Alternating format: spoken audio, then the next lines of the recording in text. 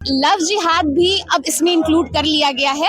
Suppression of identity जो love जिहाद में 2017 मेंटल हेल्थ केयर एक्ट के, आप उसको अब अगर मैं हंगर स्ट्राइक पे बैठ रही हूँ नॉन वायलेंट तरीके से, तो मैं क्या कर रही हूँ, अपराध कर रही हूँ। इस तरह के बहुत सारे और प्रोविजन।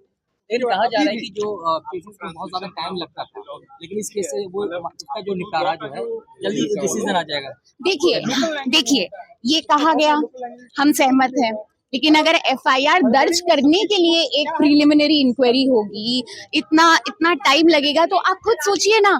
ऊपर से कस्टडी का आप देखिए, कस्टडी 15 दिन की हुआ करती थी ना, अब 60 से 90 दिन की होगी।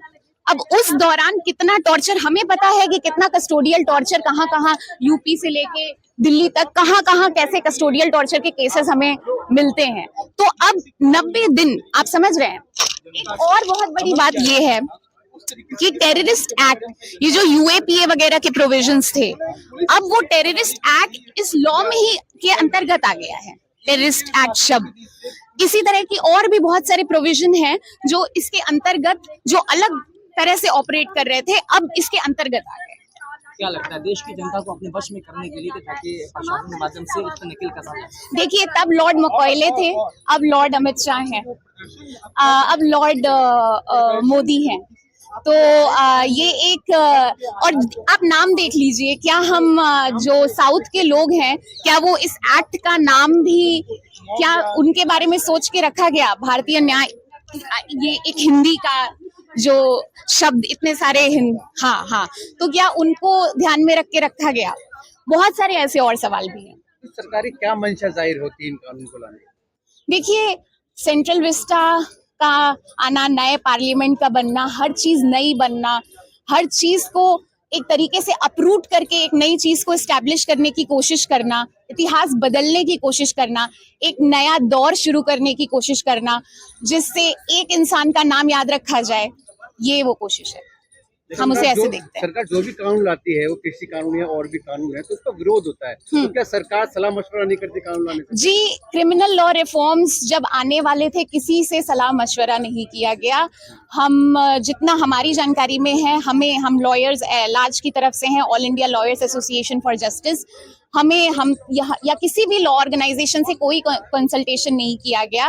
और ये हमारा चिंता का विषय जब ये 2020 से ही रहा है, और फिर उसके बाद ये कानून ला दिया जाता है और हम पे थोप दिया जाता है।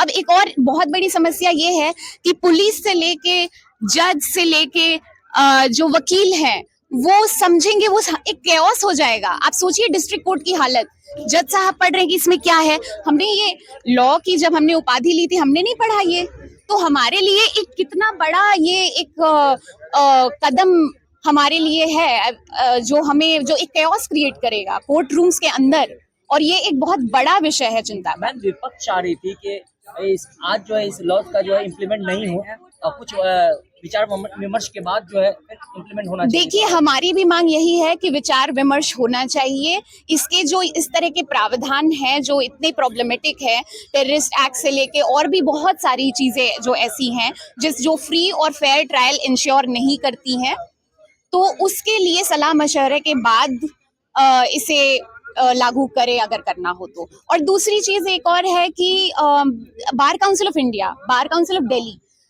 उन्होंने भी आपत्ति जाहिर की है।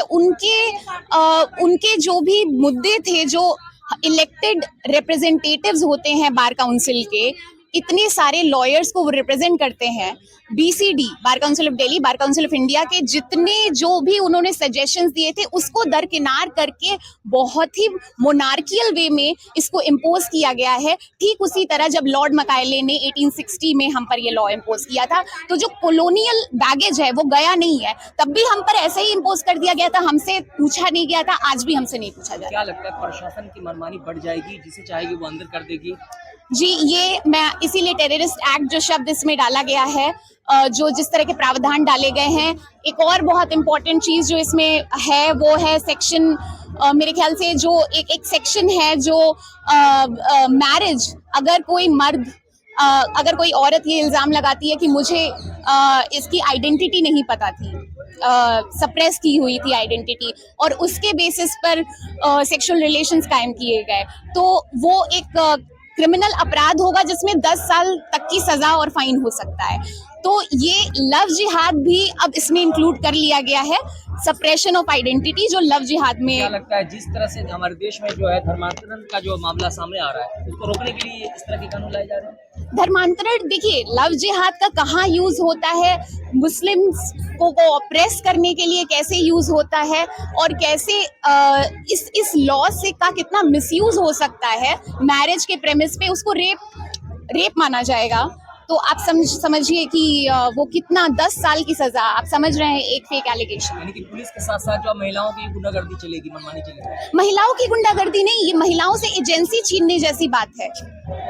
क्या महिलाएं इतनी बेवकूफ हैं कि उन्हें पता नहीं चलेगा कि कोई आइडेंटिटी सप्रेस कर रहा है या क्या महिलाएं इतनी मजलूम है? जिसे भी चाहे आरोप लगा करके फंसा सकती है। देखिए, इसमें फेक केसेस हो सकते हैं और होने के बहुत चांसेस हैं, और इसमें जो सप्रेशन ऑफ आइडेंटिटी जो शब्द यूज किया गया है, जो डिसीटफुल शब्द यूज किया गया है, वो बहुत सिमिलर है लव जिहाद के जो लॉज हैं उससे। ये बिल्कुल ही माने भारतीय संविधान में जो भारतीय नागरिकों को अभिव्यक्ति की स्वतंत्रता दी गई है, आज़ादी दी गई है, उसको खत्म करने का ये कानून है।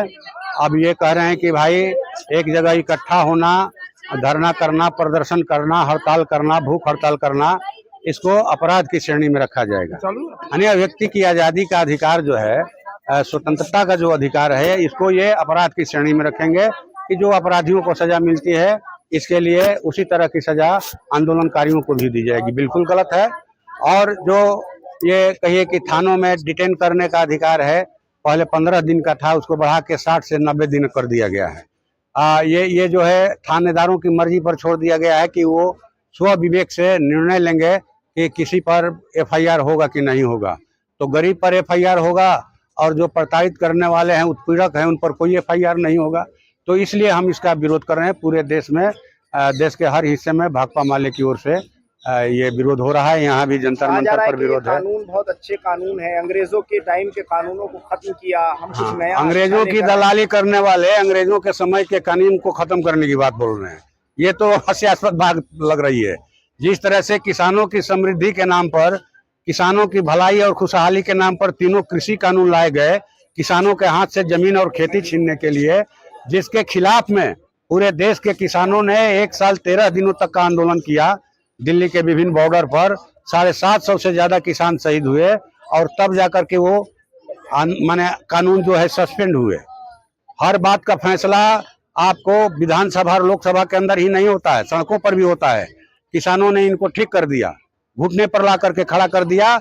और फिर इस बार भी कहावत है कि रस्सी जल गई ऐंठन नहीं गया। इनकी ताकत लगातार कमजोर हो रही है, खत्म हो रही है। लेकिन ये जन विरोधी हरकत करने से किसानों की, मजदूरों की, छात्र युवाओं की, आंदोलनकारियों की आज़ादी छीनने से बाज नहीं आ रहे हैं। इसलिए इसके खिलाफ में लड़ाई चलेगी।